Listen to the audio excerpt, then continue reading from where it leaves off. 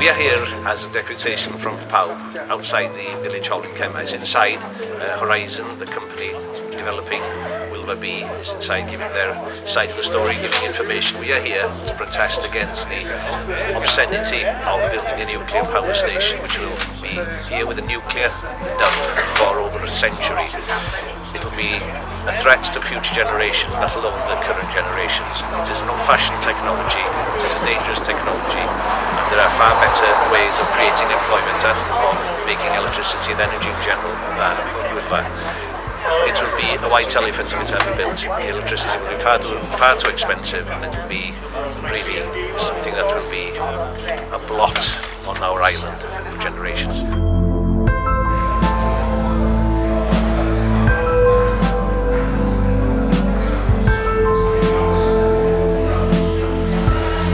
What's the mitigation plan?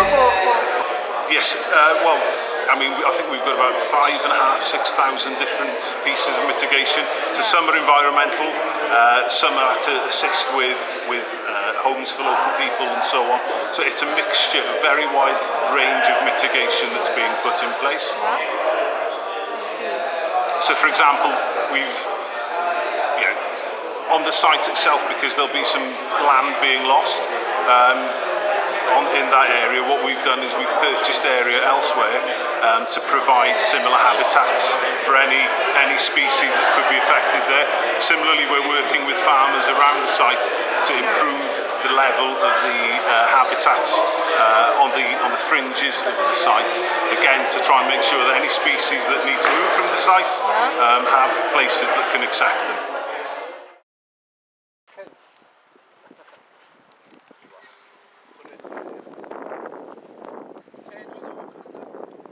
This is Kemlyn Bay. It's a very important area for wildlife. It's an internationally protected wildlife park, if you like. The lagoon here that stretches behind this shingle beach is a very important habitat for terns, which are a type of seabird. Well, they've had quite a good breeding season. I think there was over 300 or 400 pairs here. It's also home to a lot of other really important wildlife and very rare species. We could lose the whole colony because they're very sensitive birds, terns. I'm from Anglesey originally, but I moved to Cardiff 24 years ago. So I grew up in the shadow of Wylfa and Trawsfynydd as well, which is another nuclear power station in North Wales, and then I moved to Cardiff, and then I've lived in the shadow of Hinckley power station ever since. So we are surrounded by nuclear in Wales. I'm tired of the excuses. I'm not hearing the truth being buried, and people just burying their heads in the sand and not facing facts, twisting the facts for their own gain. If you don't make a stand or make a noise, then they'll just carry on, and enough's enough. So I went to Fukushima in 2013. It was a ghost town. You'd drive through, you'd see shop fronts that were just abandoned, so nothing was boarded up. The reality of what had happened came and hit me hard. So one of the great advantages that have been put forward by those who are in favour of Wylfa, all the politicians locally, would say that this will bring huge opportunities for employment on the island. And I would stress that the development is nothing in their eyes about energy. It's nothing to do with energy at all. It's all about creating employment on an island which has traditionally had very high levels of unemployment.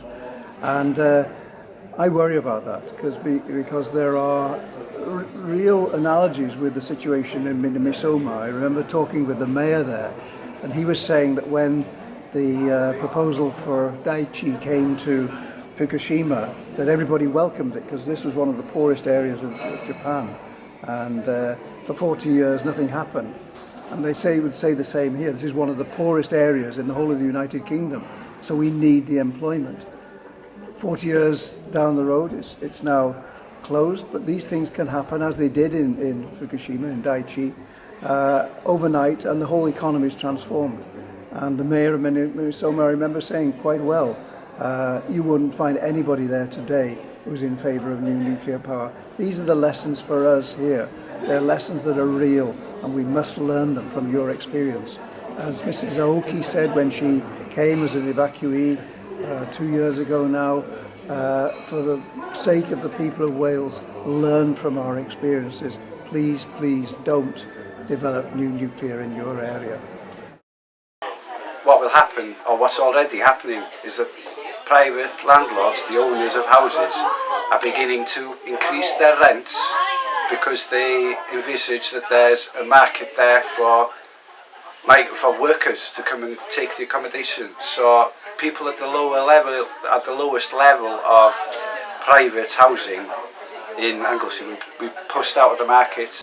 So nobody in their right mind would be a receiver of this nuclear waste, which is it's a legend, isn't it, to leave, the children of tomorrow.